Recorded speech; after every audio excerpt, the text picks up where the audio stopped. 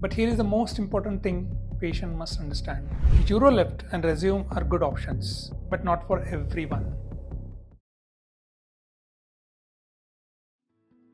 UroLift and Rezum, minimally invasive treatment for enlarged prostate.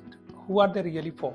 Many men diagnosed with an enlarged prostate immediately ask me one question. Doctor, is there a treatment without major surgery? Is there any treatment called minimally invasive surgery? That is where names like UroLift and Rezum comes up. They are often advertised as minimally invasive. Their procedures, quick recovery, and at the same time preserve the sexual function. But here is the most important thing patient must understand. UroLift and Rezum are good options, but not for everyone. So in this video, I'll clearly explain what UroLift and Rezum are, how they work, who benefits the best, who should avoid them, how they compare to the laser surgery like HoLEP, and how to choose wisely without disappointment.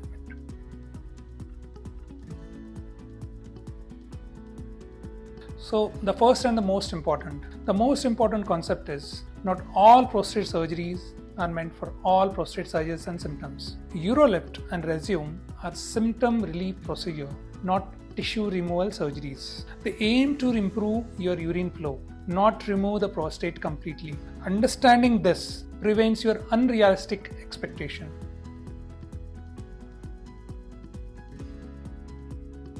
A quick review. Why prostate causes urinary symptoms? As men age, the prostate enlarges and presses on the urine passage. So what does this lead to? It leads to weak urinary stream, straining, hesitancy, incomplete emptying of the bladder, frequent urination, or nighttime frequency called nocturia. Surgery is considered when the medicine no longer gives adequate relief. There are different surgeries which works in different ways.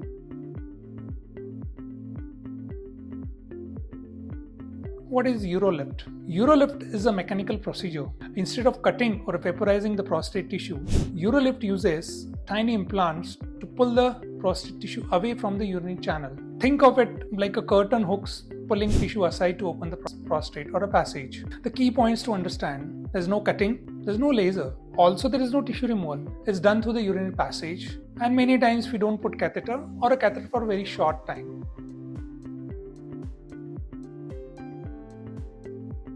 Now, who is ideal for a UroLift surgery? UroLift works best in a very carefully selected patients. The ideal candidates usually are the one who have mild to moderate prostate enlargement. The prostate size is typically below the 60 or 70 grams prostate, who doesn't have a large median lobe. Symptoms are mainly due to obstruction, and there is a strong desire to preserve ejaculation. It is often chosen by younger patients with early disease.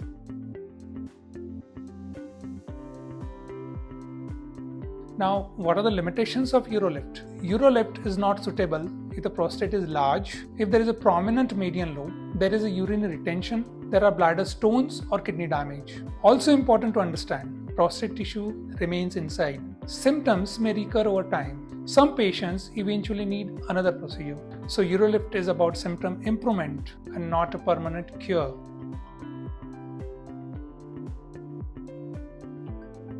Talking about Rezum. Rezum is a thermal therapy. It uses water vapor or steam to heat and destroy the prostate tissue. The steam causes controlled damage. Over weeks, the treated tissue shrinks and the urine passage gradually opens up. Rezum sits between the medicine and surgery, not replacing the definitive surgery in advanced cases.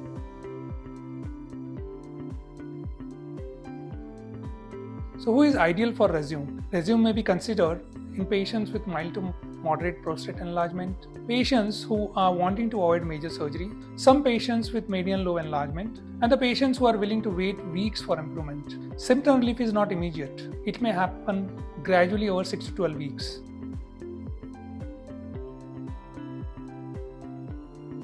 Recovery experience with Rezum. Patients should be prepared for temporary burning, urinary urgency. There might be mild swelling over there, and the catheter for a few days in some cases. This is part of a healing process. Rezum is a minimally invasive but not symptom-free in short term.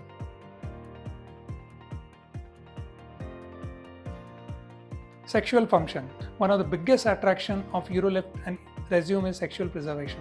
In general, the risk of erectile dysfunction is very low and ejaculation is often preserved with this procedure. However, no procedure is completely risk-free. Patient must understand preservation is likely and not guaranteed.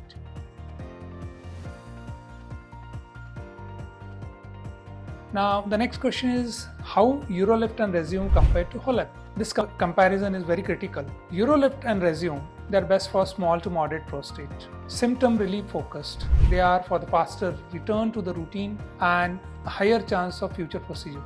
While HoLEP is suitable for all prostate sizes. There's a complete prostate removal. It's quite durable and gives a long-term relief. So it's a more definitive procedure.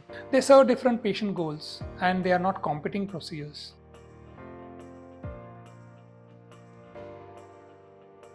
Why some patients are disappointed?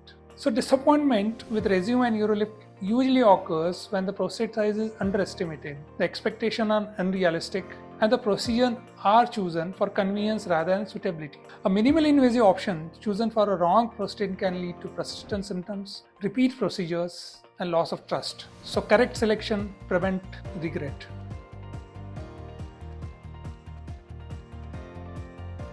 How do we decide the right option? A proper decision includes the right or a correct prostate size measurement, ultrasound or MRI. There are certain urine flow studies, also sometimes bladder evaluation, the symptom severity with IPSS score, and the patient priorities. So remember, there is no best surgery, only the right surgery for the right patient. Take home message.